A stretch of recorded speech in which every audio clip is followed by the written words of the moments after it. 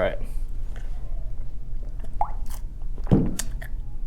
Mr. Bo, how are you doing today? Good. How about yourself? Doing very well. Thank you for doing this, by the way. Thank you so much. Anytime. Yeah. I'm actually really excited to do this because if there's a topic I'm really, really deeply passionate about, this is a combination of two topics, which is personal finance, building, individuals' personal wealth, and helping people learn how to do that.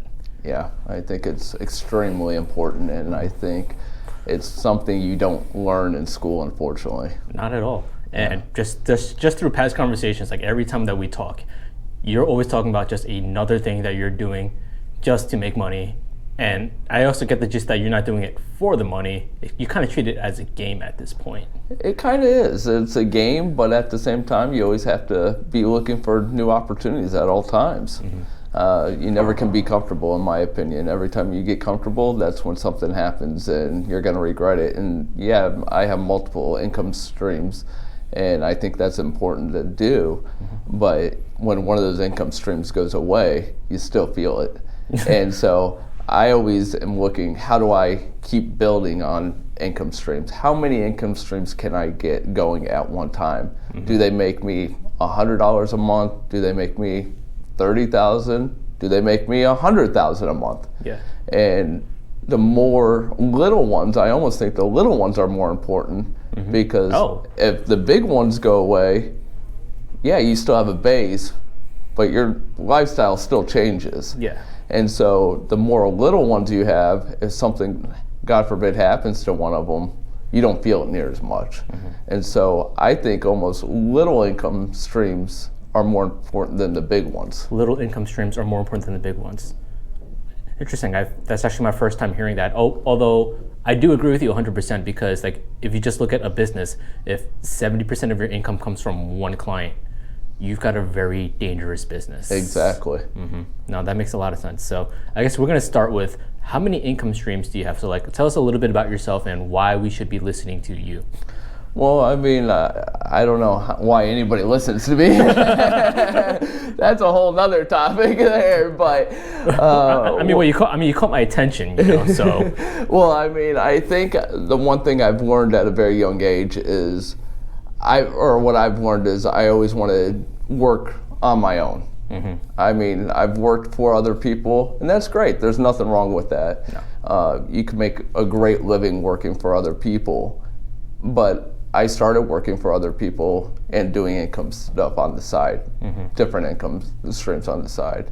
And then I just knew I always wanted to do something different. And so I broke out and did my own thing. I own a finance company, as we spoke about, but I do a lot of patient financing in the medical world, which is the most of my income comes from right now. Mm-hmm. But I have that. I do a little crypto mining. I have over 30 websites doing something. 30? Not all of them are making money, but I have over 30 sites up. I'll put it that way. I haven't focused on all of them. I mean, all you need is 15 that are constantly running Google ads for you and people just clicking on them, and that compounds. And Google ads are great, but honestly, most of the time I don't use Google ads that much. I try to do more organic SEO work, mm-hmm. a lot of blogs, a lot of link building. Link building is hit or miss these days, but I think content-driven marketing does a great job. I think Google Ads helps at the beginning of the process to get your website known and surfed by Google. So I'm not against Google Ads whatsoever. I think they're a great thing. Personally, I just try to build the content up more than spending money every month on ads. Gotcha. But I think anytime you have a new site, Google ads are extremely important because mm-hmm. then Google sees all your site and so forth, and it automatically browses everything. Mm-hmm. But anybody could put a site up. If it doesn't have good content on it, you have to pay every time. Mm-hmm. Content's so important these days when it comes to ranking. More important than anything, in my opinion. Relevant content on a site on the topic that you're working on trumps everything. That's the most important thing about a website, in my opinion, is content. because duplicate content doesn't do anything. And I mean, you can do all kinds of different things, but if you can have organic, true content, I think that's what will help your site the best and set it apart from other people. Gotcha. All right, so you have your websites, you have your cryptocurrency. What else do you have? I have my rental property. I have. So you're in real estate? Yep. I have my regular business that I own. Regular business, so the finance one? Yeah, so my patient financing. But when we talk about websites, I have multiple different things on a website. So I do wedding loans on one website. I do credit cards on another website. I do personal loans on another website. And then I do consumer direct patient financing loans on another site. And so, I mean, I have all these different things out there. I have business credit card sites. And so I'm heavy in the finance. I just know that space so well. I have taken my knowledge and set up, and these loan websites that I talk about, anybody could do it.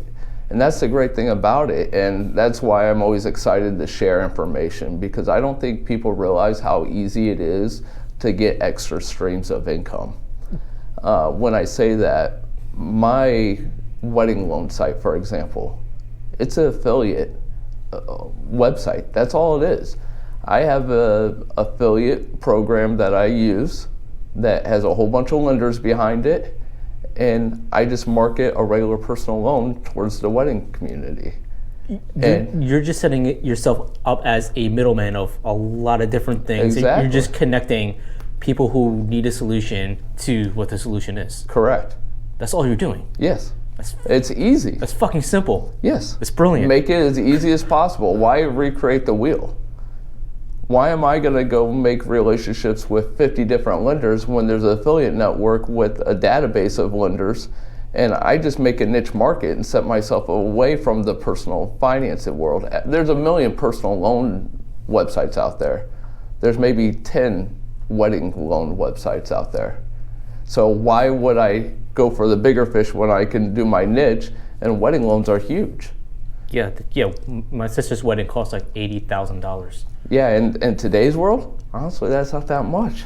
And that's the scary part about it. That's frightening. I'm never getting married. Yeah, I mean, I've had friends spend hundreds of thousands of dollars on a wedding. Jesus It's Christ. crazy. It's unbelievable. And my wife and I got married, and the one thing I tell everybody about a wedding's great and it's important. I am not downgrading a wedding whatsoever. But personally, I would never go in debt for a wedding.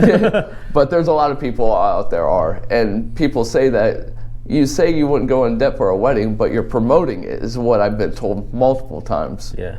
And I say, am I promoting it, or am I providing a service for somebody that's going to do it no matter what? Yeah, because at the end of the day, there's 7 billion people on this planet, which means there's 7 billion different ways to tell the same story.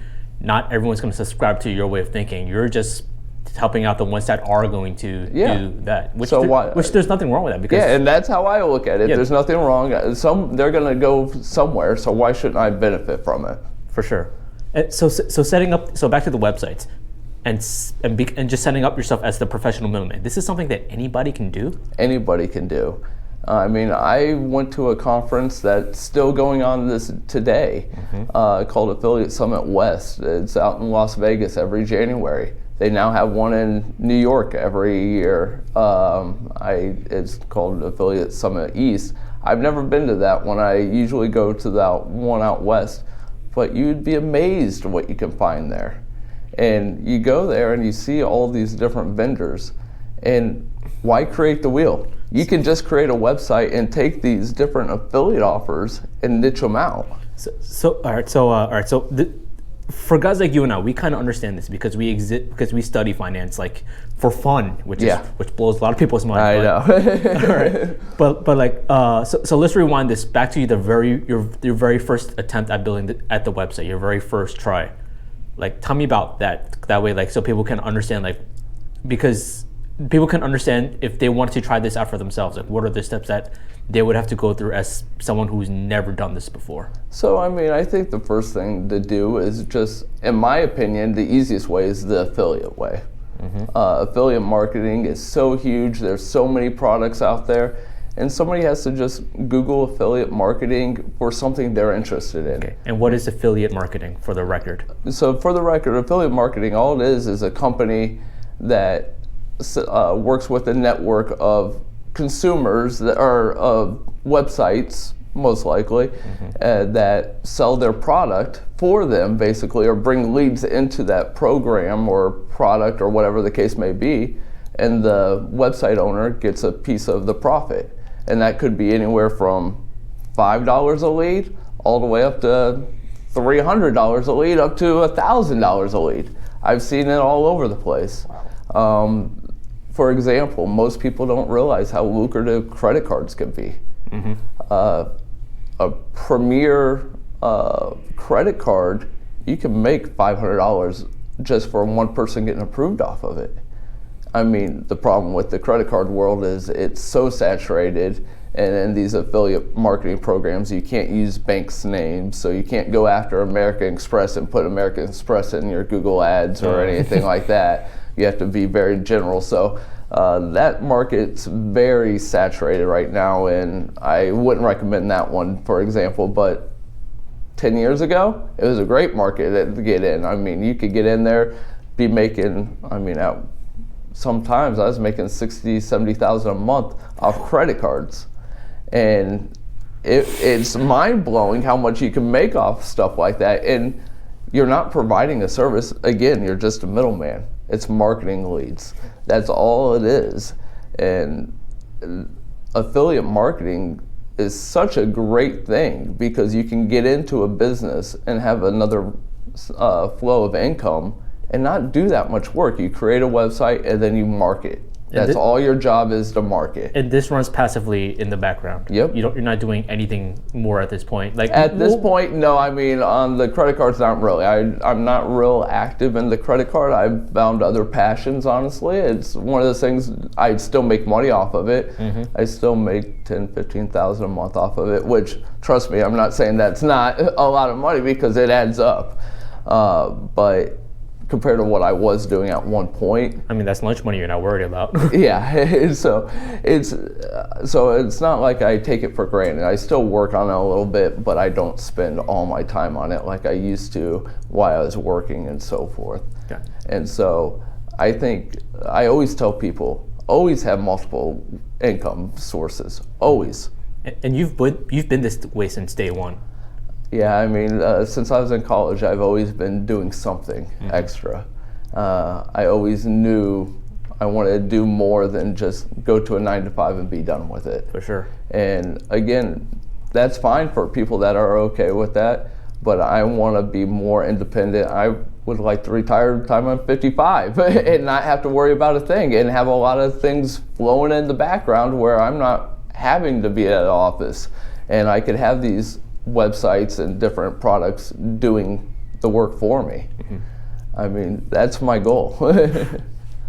Tell me about your crypto mining journey. How's that going? It's good. The crypto currency has dropped a little bit in the last couple months, but it still makes $10 to $15 a day. It's not blown out of the water. But again, $10, $15 a day adds up. It again pays for lunch. It does those little things. In our situation, I rent this office. I don't pay for electricity, so it's even better. So that instead of making $10, I'm making $15 usually. Yeah. Because of that, so it's a nice passive income. Will it last forever? Who knows? But to be honest with you, all my crypto that I've ever mined, I've never sold. It's just sitting in my wallet for a rainy day. You just have a stack of Ethereum just sitting there. Well, I have it switched to Bitcoin when it pays out. I have it hit a certain mark and then it pays out in Bitcoin just because the gas is cheaper. There's no gas on Bitcoin. On Ethereum, there is gas. And it's high. Yeah, and so I have it switched to Bitcoin when it pays out. So it just sits in a wallet. The Bitcoin sits there and for a rainy day. You never know what you need it. And that's the type of passive income I love. Is not a lot, but you just put it away, you never see it. And in my opinion, crypto is investing. because I truly do, especially Bitcoin, I think that is going to be a cryptocurrency that stays around for a long time, and I think it's going to just go up in value over time. Where do you see the future of Bitcoin and cryptocurrencies in general? I mean, I think there's other ones besides Bitcoins that will take off, but I think cryptocurrency is going to be more and more of the future. If you think of COVID, for example, nobody wants to hand a dollar bill to you. Nobody wants to, even a credit card. Everybody says credit card is better than change, which I agree. Which it is. But crypto, you don't have to touch anything. So depending on what happens, how many more viruses break out, how many more diseases break out, crypto can play a crucial role in the future. Do you think it will ever usurp world currencies? I think it's possible as a world currency. I think a lot of countries are already picking up on it. Do I think it will be the main world currency? I don't think that, but I do think it could be a domination of currency in the future. So you see like the big ones still sticking around, like the yen, the US dollar, the euro, the pound, but it sounds like these other struggling countries like Zimbabwe will be forced to adopt. Yeah, I think that's exactly right. And depending on what happens in Russia, they may have to officially adopt, depending on what the outcome is, because their economy is nothing right now, and the ruble's nothing. It's worth nothing. And I mean, all this wealth is there, but they can't do anything with it unless if it's already transferred over to the U.S. dollar. And depending on the outcome, we'll see. Do you trade Forex too? I do not. Okay. I do not get involved with. That's scary. Yeah, exactly. I try to stick with stuff I know. I do day trading with equities. Do it more than I probably should. Sometimes you win, sometimes you lose. I would not recommend it for people that don't have extra income to blow. I call it my rainy day fund. I don't care if I lose it all. I don't want to, but if I waste it all on one day or one trade, I'm not going to feel it where I'm going to be like, oh my gosh, how am I going to pay a bill? That is definitely something I would not recommend somebody doing to make a quick dollar. Can you make a quick dollar? Yes, but it's very rare terms. Gotcha. All right, so I guess that's a very good segue for the next set of questions, which is, so someone watching this right now, they don't know a damn thing about the money game, but they know they want to get into it because they're 30 years old and they realize they spent the last 10 years partying and they have no money saved up. What is your advice to these people, to this person?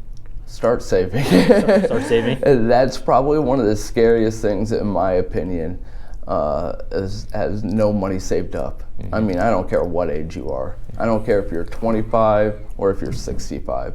If you don't have money saved up, that is a scary, scary situation. I don't wish that upon anybody. I have several financial advisors too, which people laugh at, but I always like multiple opinions, and I keep two for different things. So I trust one to do a certain sort of investing and another to do other investing. But everybody says you only need 3 to 6 months worth of living saved up. I personally have over a year of money saved up. If I didn't make another dime, I could live a year comfortably and never feel a thing. And that's still going out to eat. That's still maintaining my current lifestyle. I have a year's worth of income that I could do that with. My wife and I are very strict about that. And some people think I'm nuts because, yes, I could invest in different things and make money. But to me, having that safety net and security is so important. And so if people aren't saving and they're 30, they need to start immediately. All right. So let's say I only make $45,000 a year, and I live in a large city like Tampa, New York City, Chicago, LA. Where living expenses are pretty high, and I can't save. All my money goes rent, food. I barely hang out. What do I do? Well, when people say they can't save, can you, or do you choose not to? I mean, it's life decisions. For example, I started this business in 2008. I was living that's on... time to start a business. Yeah, exactly. Horrible economics, everything else. I was living on my own after college, selling insurance, hating my career, saying, what am I doing? And you know what I did? I sucked up my pride and I moved back home with my parents. Because how else am I going to be able to put money into a business and survive? Was it what I wanted to do at 25, or 23, I think I was, and move back home when all my friends have apartments and party and all that, and I'm living with mom and dad? No. But guess what? I guarantee you I'm 99% ahead of, or I should say I'm ahead of 99% of my friends financially. And I credit it to that. It sucked at the moment, but guess what? I'm doing a lot better than a lot of people are right now. So you just got to suck it up, make the tough decisions, cut waste out of your life. Yeah. I mean, my friends were out partying. Guess what? I couldn't go party. Yeah. I had to stay home. I was putting all my money and all my time into it. And I'll be honest, the first 5 years, it sucked. I did not have a social life. Yeah. I mean, my friends were, I would talk to them on the phone, but I wasn't going out. I wasn't doing extra things. I wasn't dating. I wasn't doing anything. I was focusing all my time on this. And after 5 years, things started getting better. Oh, wow. And then it started getting even more better. I mean, I actually met my current wife while I was living at home, and she was like, do you really own a business, or is that just to say? Are you really a bum and just don't have a job? I mean, she told me this afterwards, like, I really didn't understand what you did. And where's your Lambo? Yeah, she's like, I just didn't understand. And she's like, I now understand, and I now appreciate why you did it. But looking at when I first met you, you live at home and you're in your 20s. And I'm like, yeah. It is what it is. I'm saving money. I'm working. I own this business. Blah blah blah. And is it doing phenomenal? Not yet, but it's building each year. It's improving. And she started seeing it more and more, and she started understanding more and more. And she's seen me start working. And as we went on, it was funny. She was in law school at the time, and so she was going more in debt as I was getting out of debt and going the opposite way. And so it's been a fun ride, but we both challenge each other quite a bit in a professional manner. We always like to, the thing is, people think a male has to make more money or a female makes more money. It's not that way with us. We both make money together. Yeah. That's how we look at it. And as being an entrepreneur, she's always worked in corporate America, which is great. There's nothing wrong with that whatsoever. And how we look at it is, she's the safe person. I take a lot more risk. You take a lot of risk. Yeah. And so it's like, it's great though, because she's in corporate America. She has a steady paycheck no matter what happens. And she's in the medical field, which makes it even better. That doesn't go anywhere even during depression. Medical law, wow. And so it's a really good fit for us, because there's some years I make more money, there's some years she makes more money. That's beautiful. And it's a beautiful thing. Nobody's saying, hey, I make the money in this house or anything like that. You can't do that. We both make plenty of money, and she makes a good living. And honestly, I probably could quit working and we couldn't live the exact same lifestyle, but we wouldn't have to move, or vice versa. But we both like to put money to work, and we both want to do a lot of things in our life, and one of them is, both of our goals is to retire by 55. And we have one kid now, and we want another one, and time they are out of high school, our goal is to retire and travel the world. There you go. And even her and I have started doing stuff on our own. We started our own LLC, and we loan money to individuals that we know at an interest rate and so forth. And we do a lot of different things on investing, and I'm bringing her more involved into it, and she sees this passive income is great, and put money to work that instead of just sitting in the bank. And like I said before, money in the bank is very important. But after you get to a certain level, it's sitting there doesn't do any good. So you have to take some risk once you have that comfort level. And to me, like I said, a lot of people it's 3 months worth of living expenses. Some people it's 6. Me, it's 12. Okay. I'm very extreme on that, but it's just I've been through a lot with my family and stuff. I've seen people go up and down, and to me, being an entrepreneur, I always want that safety net. For sure. That's dope story. Actually, speaking of the frugality and making the tough decisions part, I actually know a guy out in California. He's like in his mid-20s, net worth of like 15-20 mil at this point, just the real estate. But as he was building, as he was like trying to figure things out, what he would do is like his friends would go to the movie theaters and he would always meet up with them afterwards. And then when they would go to a restaurant, what he would do is he would go to like a Subway's, buy like a $5 foot long, and then go sit down at the restaurant. And then he would just get a plate. And then once the food arrives, he'd just like take it out and just eat it. Hey, you know, you do what you gotta do. Which is kind of scummy, but at the same time. At the same time, you grind. Yeah. You have to do what you need to do. And look where he's at now. 20 mil. He's got like 7 houses that just continuously produce income for him. And he has like a YouTube channel and everything. So a lot of people watching this will know who I'm talking about. I don't really want to just throw out his name, you know. So, that's his business. So yeah, no, like it's actually kind of I recognize that struggle. The first 5 years definitely sucks. And you have to go through it though. Yeah. And some people are selfish and don't want to go through it, and that's fine. And they can make a good living. Like I said, moving up corporate America, you can do that. You can make a great living. Honestly, my parents both worked in corporate America and did very well for themselves. I just knew I didn't want to do that. So are you saying that not everybody needs passive income? No, I say everybody needs passive income. Okay. I'm just saying not everybody needs to be a full-time entrepreneur. It's not for everybody. Gotcha, yes. Passive income, I think everybody needs. All right. I don't care who you are. If you don't need passive income, if you look at the wealthiest people in the world, they all have passive income. Every single one. Multiple sources. Nobody has just a job and that's how they made their money. No, impossible. Everybody does multiple things. For sure. All right. So moving it along. So person who started making $45K a year, they've made the tough decision. They saved up 6 months, or in your case, 1 year of savings, right? Let's say they're not super financially savvy, like you, where they understand the finance world. What is their next step? Let's say they're a car mechanic, still smart people, but so they've got the discipline. They've saved up 6 months to a year. What do they do? Well, there's multiple different things they could do. I mean, honestly, if you want to invest in the stock market, the safest way is invest in the S&P. You're pretty guaranteed to get 8% returns over the course of time.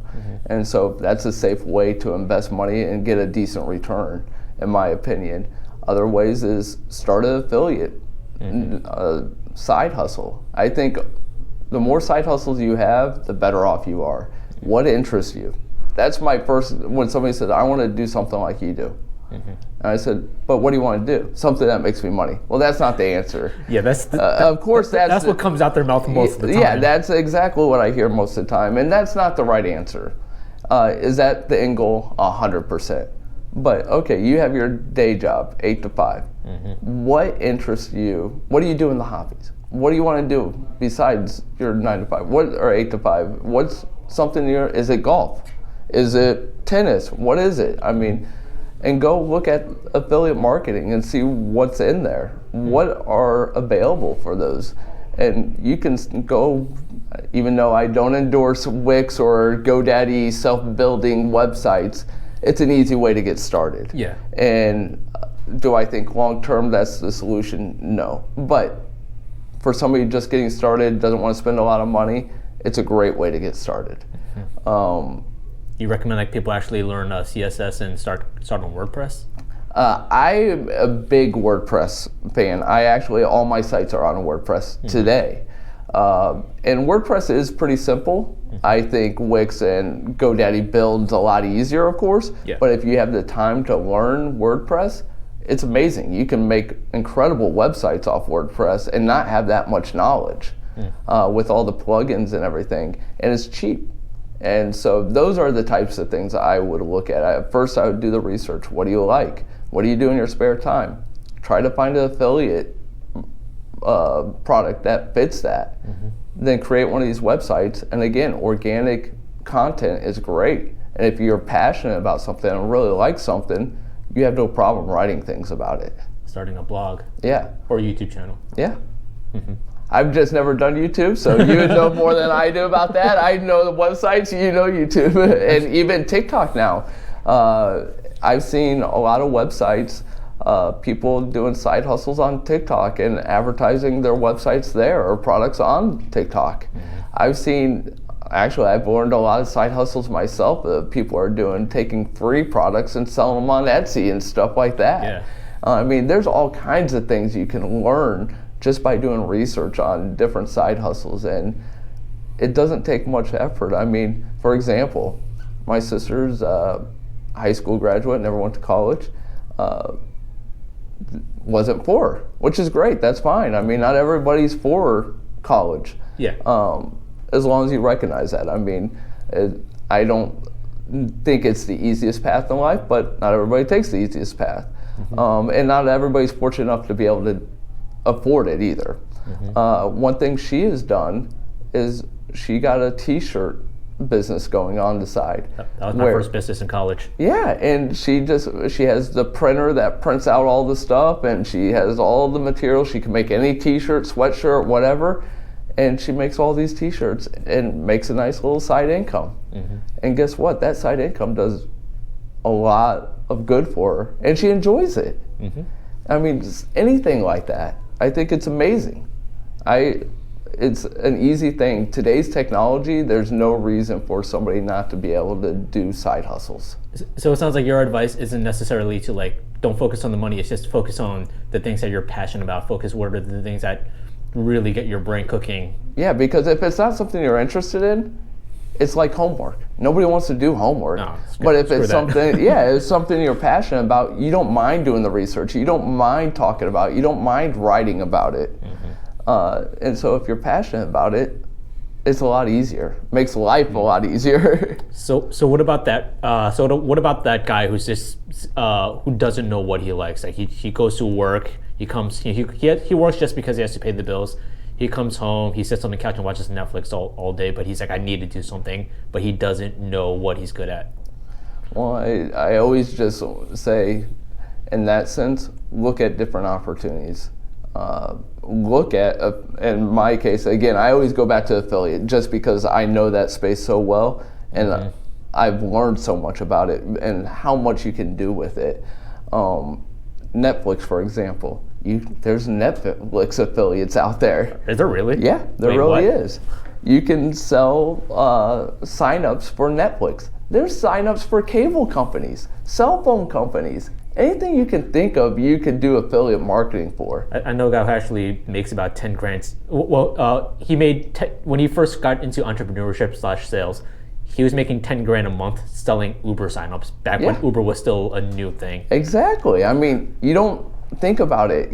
What do you sign up on a daily basis? Like you said, this guy who likes Netflix, guess what? There is a Netflix affiliate out there. That's wild. And so, a lot of people have it, but there's still a lot of people that don't.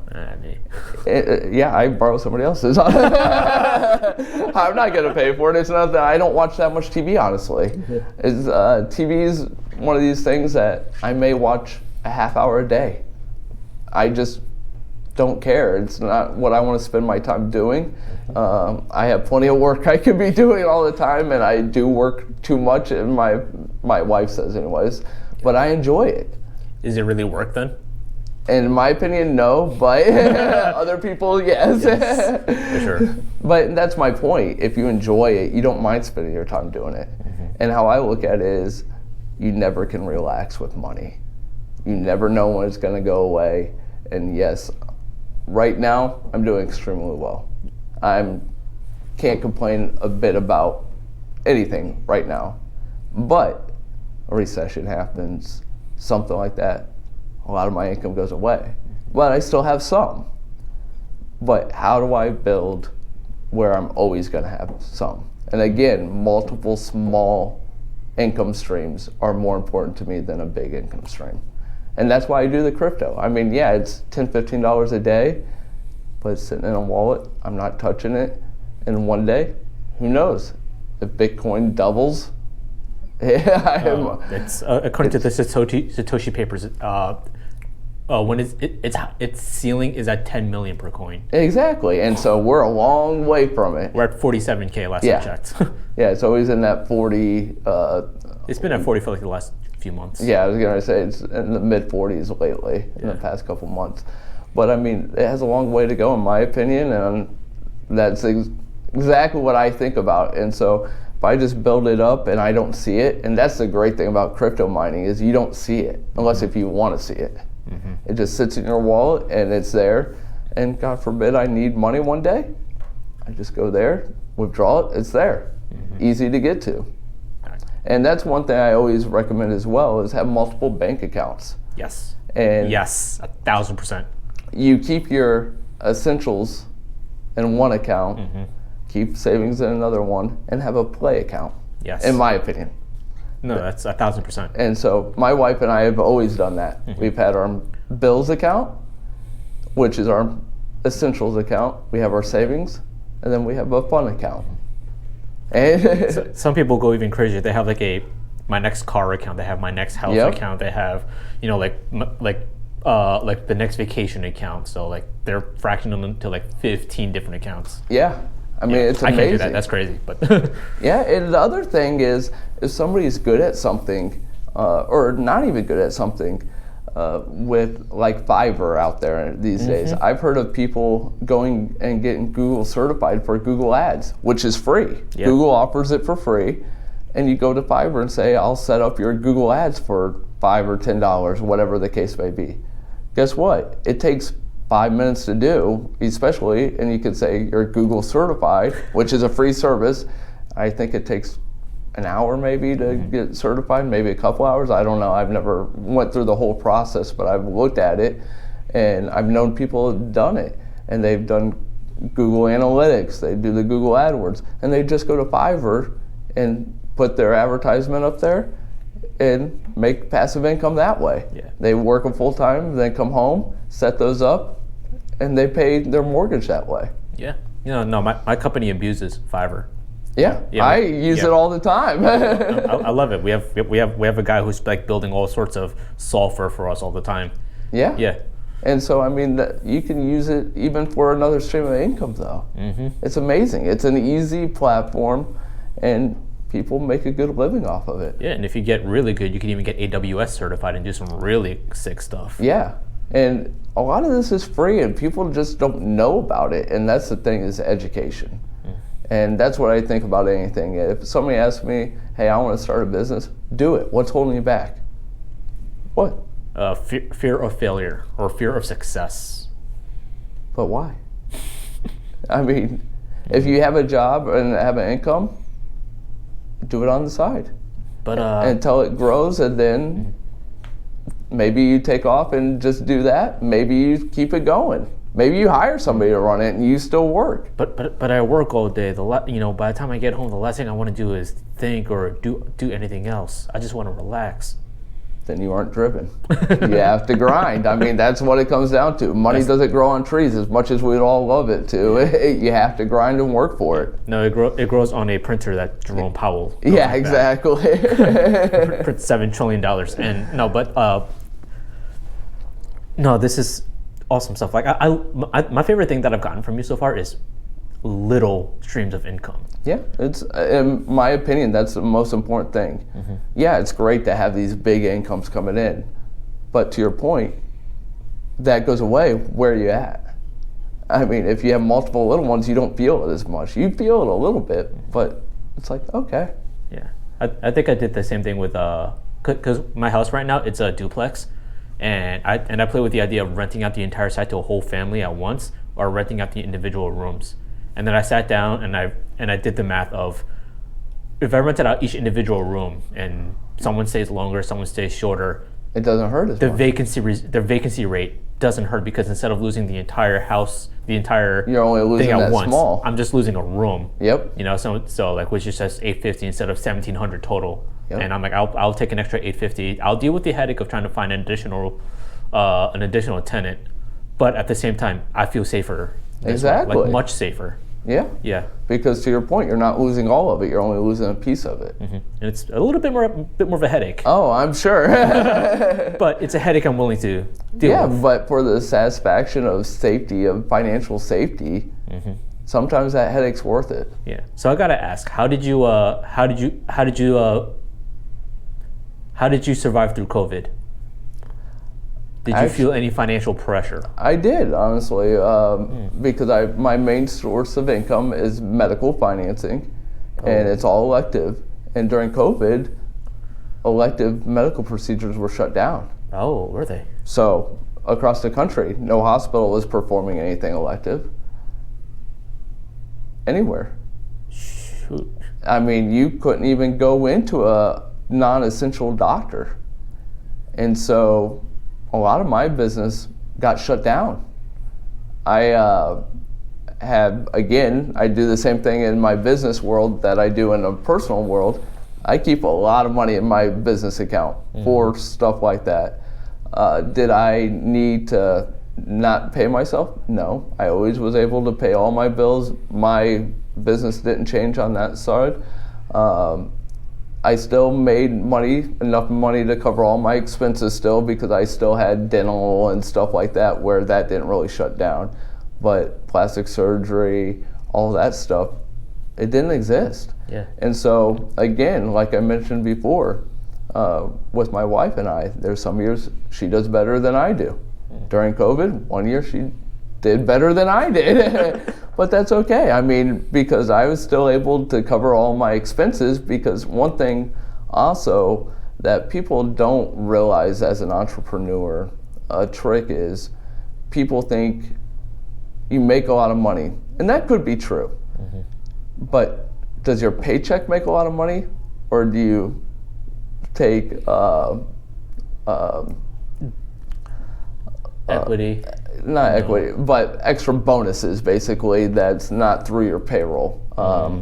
Distributions, sorry, brain fart. So how I work in my business is I take a very modest salary. And that salary will do everything I need to do at home.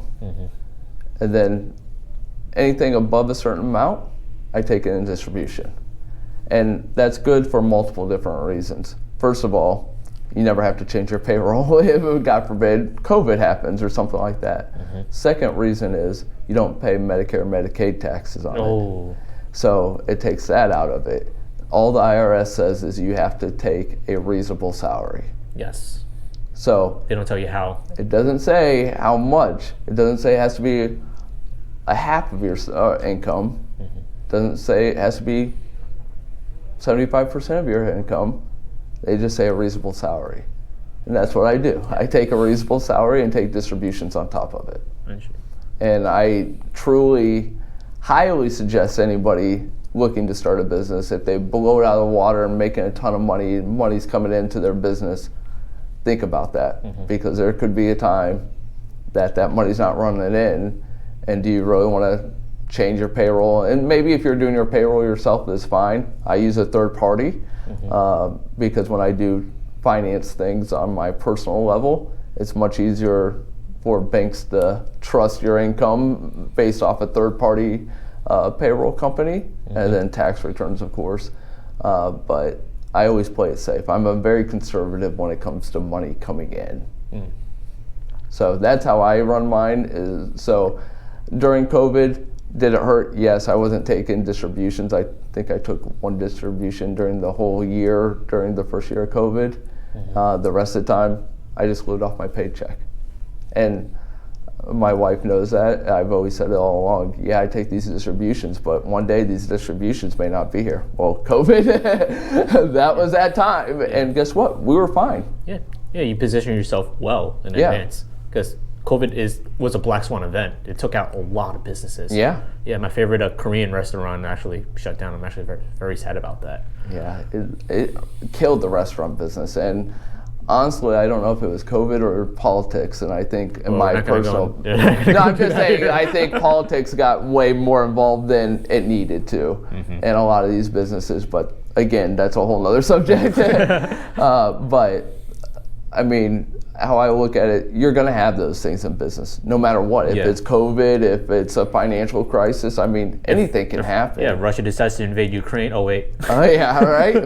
Or come here. Who knows at some point? Yeah, I mean, hopefully, knock on wood, that never happens. But, I mean, you just never know what's going to happen. For sure. And so, in my opinion, you take modest salaries where you know you can cover that expense unless if something crazy happens. Then you always have savings in the background.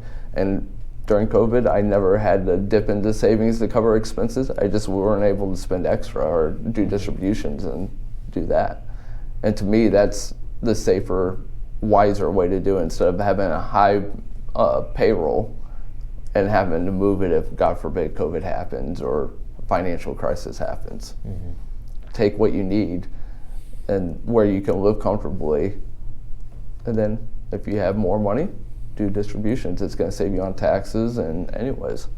Gotcha. All right, Bo. So I'm going to ask you a couple more questions. Then I'm going to take it to the end because I know you're a busy man. You've got work to do.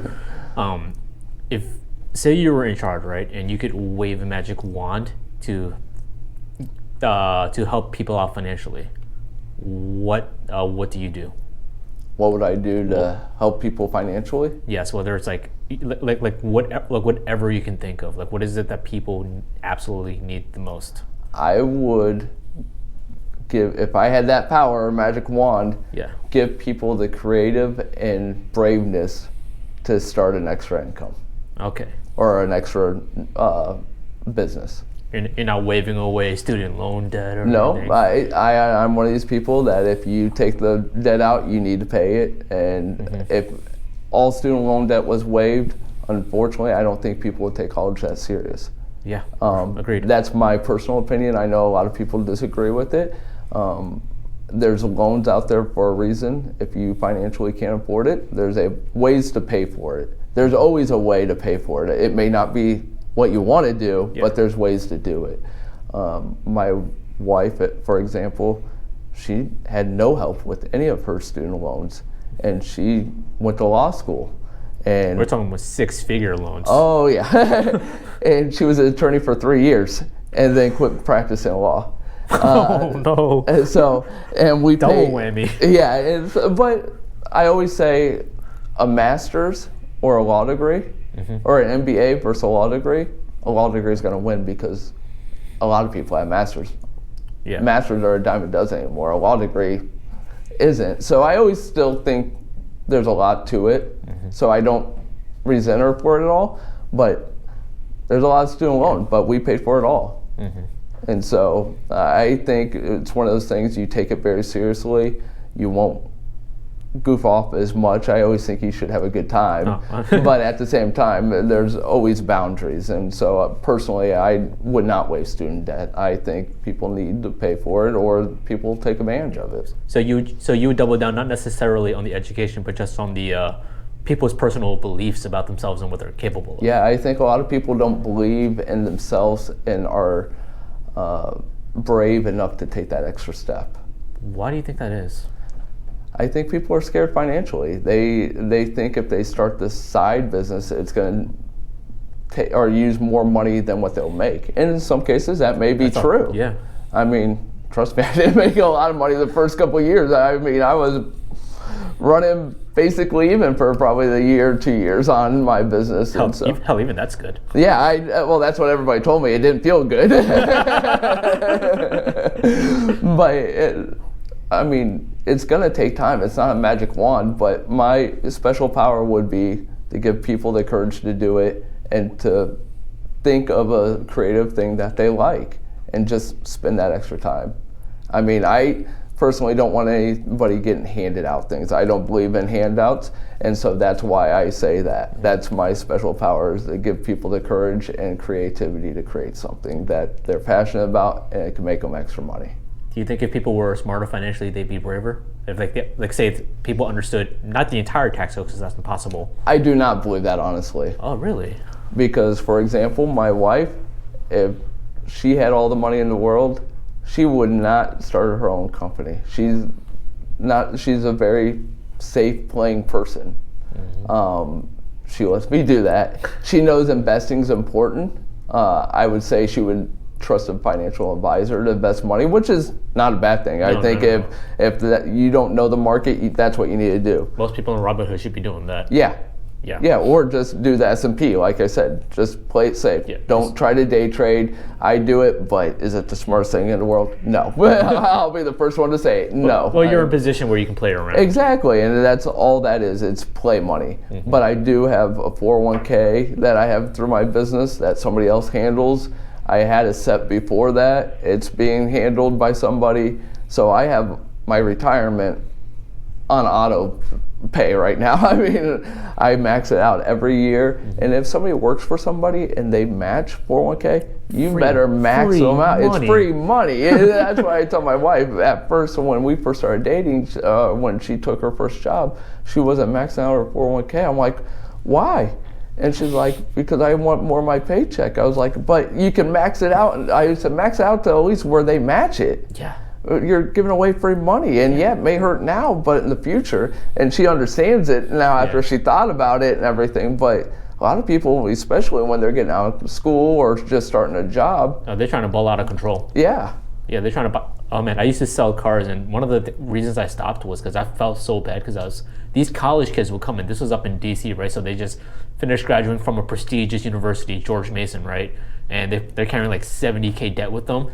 And they're in their first job making 60K a year, which at 21 is really good. I was gonna say, not bad for starting off. But they're trying to buy like a Dodge Charger, and those are like $50,000 cars. And I'm just, and my job is to put meat on the table. So I'm like, yes, buy this car, I'm making money, but at the same time, I'm ruining your next 15 years. Yeah, because you can make that monthly payment now, but again, what if life happens? And life's gonna happen. Yeah, no, I've seen a couple guys where they had to return and sell the car back to us at a 35% loss. Yeah.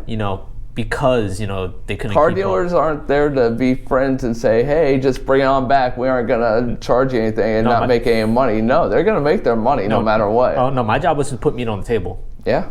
And I stopped doing that because I felt really bad. Yeah, I mean, at some point there's things out there. It's like you have to weigh your conscience. If you you have to love what you do, and if you don't love what you do and you feel bad about things. That's not the right position for you. I balance it out because every so often, like some guy with like way too much money would come in and just write a check for a Hellcat. I'm like, okay, you can do whatever you want. Yeah, exactly. When people can afford it, it's not a big deal. But when these people are 21 going over, kids, they can't buying afford it. $35,000 cars. Yeah, and today that's the hard part. What car isn't $35,000 anymore? Oh my God, dude! I left the car industry at the wrong time. Now's the time, man. Like when I left, if you sold 22 cars, your commission check was like 12 to 15, maybe $18,000. Nowadays, I talk to my friends back at the dealership. They're selling like 9 to 10 cars, and they're taking home like $8,000 to $10,000, and I'm just like. If they can keep them on the lot, though, that's the thing. That's on new cars, correct? No, new and used. Oh, used too. Yeah. Because I talked because there is a shortage going on. Yeah. But because there's a shortage, they're applying a lot more pressure on the phone, and people are just like running in to buy the cars.